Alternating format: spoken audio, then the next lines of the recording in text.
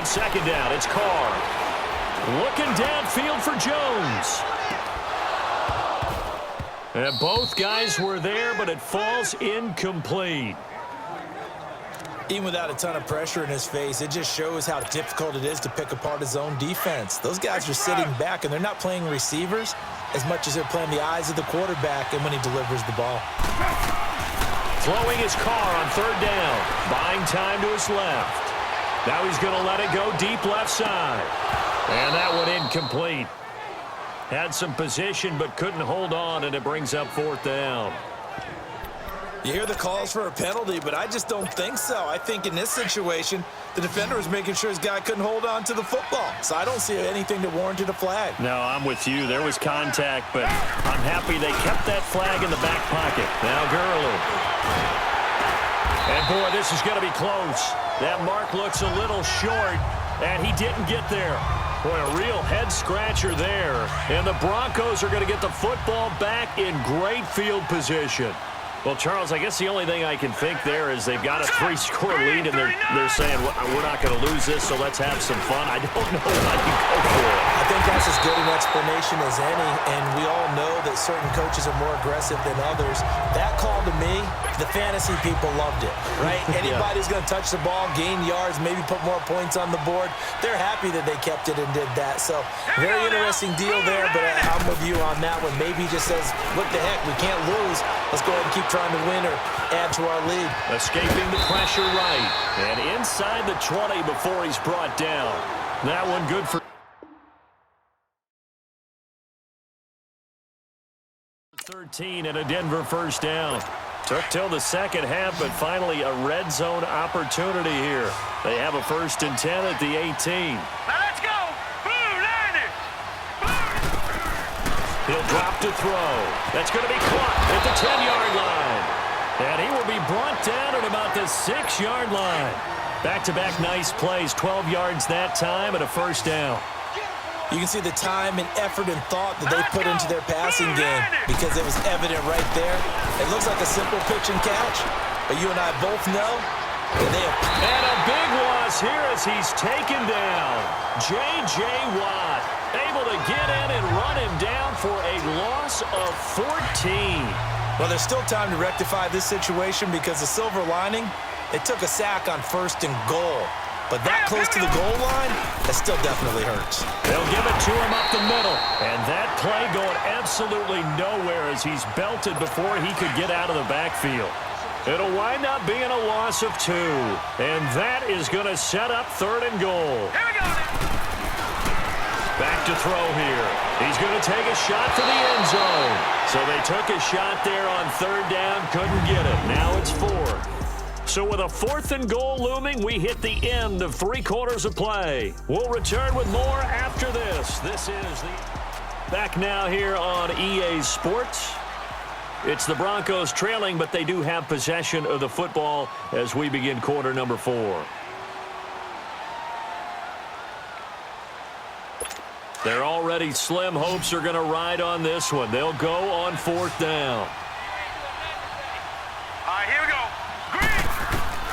Got to try it here. He's back to throw. Going for it all. And this is going to be incomplete. They can't hook up here on the 4th down pass attempt, and the Bears will get the football back. So the defense has to stay out and get one more stop. They were able to do it, forcing the incompletion. So on their record, that goes down as a successful play. It doesn't matter how they got there, how it happened. They got it done. They're the ones that are jubilant.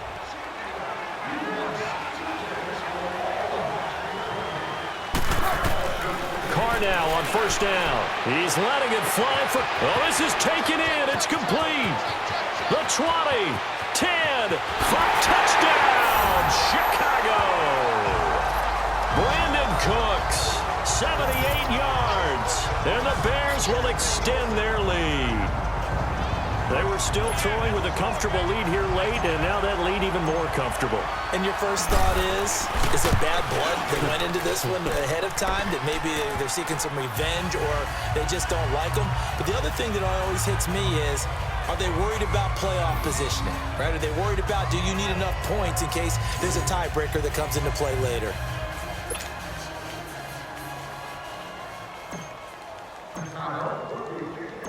Set now to kick this one away, and off it goes. This fielded a few yards into the end zone. And no run back here. This will be a touchback, and it comes out to the 25-yard line. And Denver getting set to take the field. And last time out, went for it on fourth down, turned it over, gave them great field position, turned it 6 points, so they've got to recover here, Charles. It's amazing what one decision can do in the chain of events, right? The decision to go for it on fourth down. Caused all of that. It caused every bit of it, but it showed confidence. Hey, I've got confidence in you guys. Go pick it up for them. Didn't happen. Also showed confidence in the defense. They didn't pick up their end of the bargain, so now they've got to come back out and start over and rebuild that confidence. And he is into the end zone for a Denver touchdown. A big play there. 75 yards. And the Broncos cut into that lead.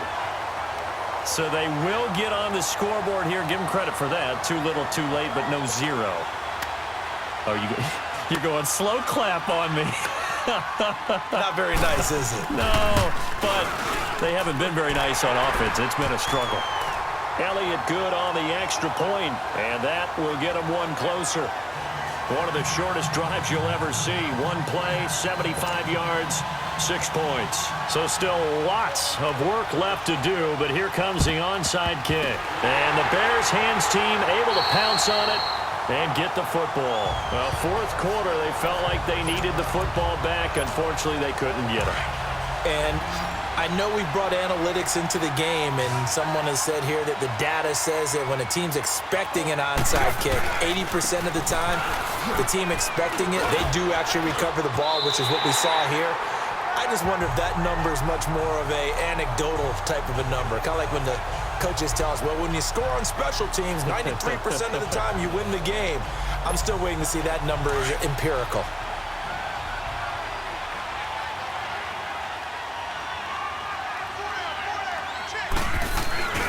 Here comes a 20th carry for Gurley. And a nice spin into some open field. And he takes this one in for a Bears touchdown. Todd Gurley, 36 yards. And the Bears will add on to their lead. He keeps carrying the ball into the end. And now it's blocked.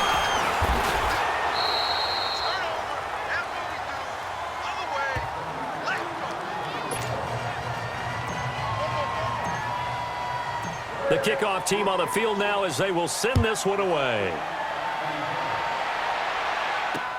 That's fielded in the end zone. And no run back here. This will be a touchback, and it comes out to the 25-yard line. So the Broncos coming out now. And last time the formula was pretty simple. One play drive, long pass. That maybe they just want to do that again, right? And that's exactly how you want to draw things up. Whether it's on your grease board, right, in your playbook, one play drive's exactly what you want on offense. What they have to be careful of is not having a letdown. It was real easy last time. They can't expect that going forward. Yeah, we'll see if it's that easy here. Toward the center of the field, but it's incomplete. Another wayward pass. You know, things started out poorly in this game, and to be frank, they just really haven't gotten much better. And all that does is embolden a secondary. They feel good about what's going on, and they just play better and better. 4 down, check. Here we go now. 3-19. Now he'll look to throw here on 2nd and 10. And the hit jarred it loose. It's incomplete. It's easy to see when we review this that the ball needs to come out quicker, because if you don't throw it right on the break, you bring a crowd of people into the equation. And that's why it got knocked away there. Set. Green, 39. They'll set up a throw. And now another turnover as this one's intercepted. Picked off near the 32. And a terrific return there. They're finally able to corral him down near the 11-yard line. I'm not sure, Brandon, we've seen a sloppier played game this year for a team on offense. Turn it over 4 times and expect to win? No chance whatsoever. And look, I have no idea what the ratio is about turnover 4 times and how that correlates to winning or losing. But I'll guarantee you, it's not very good. A solid run on first down. Gain of 7 leaves him with a 2nd and 3. And when do they start thinking about burning these timeouts? They've got all three still defensively. To me, you have to start right now. Here's the time, and that means you've got to stop them on defense, not give up the yardage, use your timeouts in order to get the ball back and try and score yourself. But now is the time to start using those timeouts. And keep in mind, it'll also stop the clock at the 2-minute warning. The Bears on third down, a pretty woeful 0 for 5 thus far. They need just a yard here. It's 3rd and 1. They'll try and pick up the first with Gurley. And they are going to score again. Yet another touchdown as they just... Still an important piece of business to take care of, the extra point.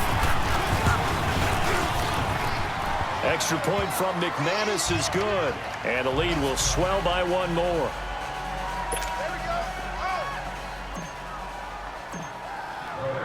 The kickoff unit is out on the field, and they will send this one away.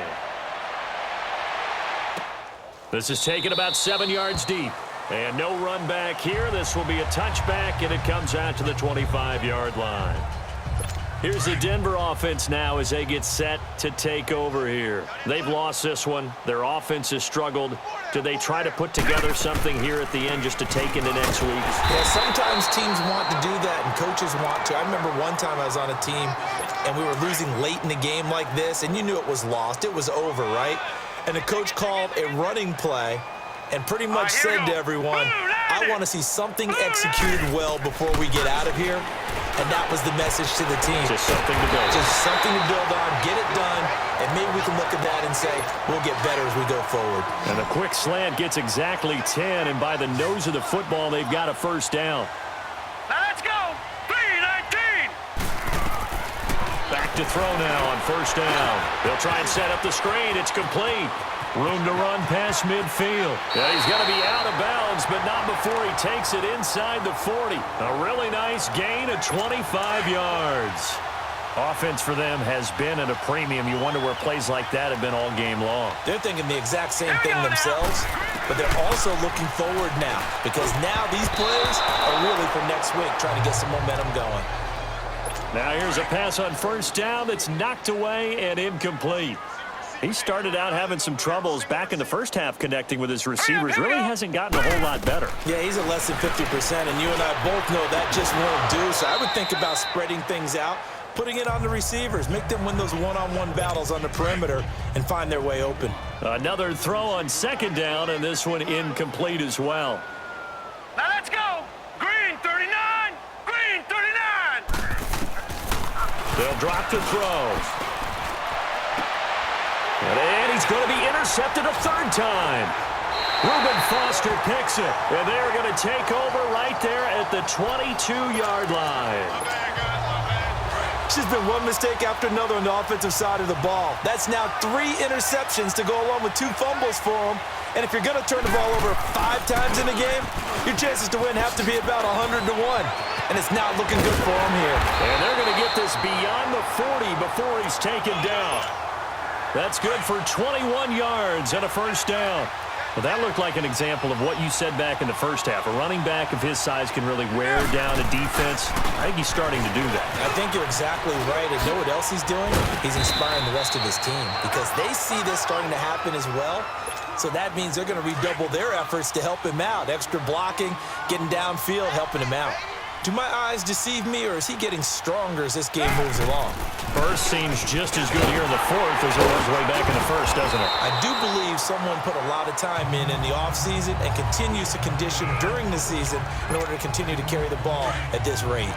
Well, they'll take that every time with a lead, first down, fourth quarter, getting 8 yards. You love that. They will take it, and you have to ask the defensive guys, why did you give it?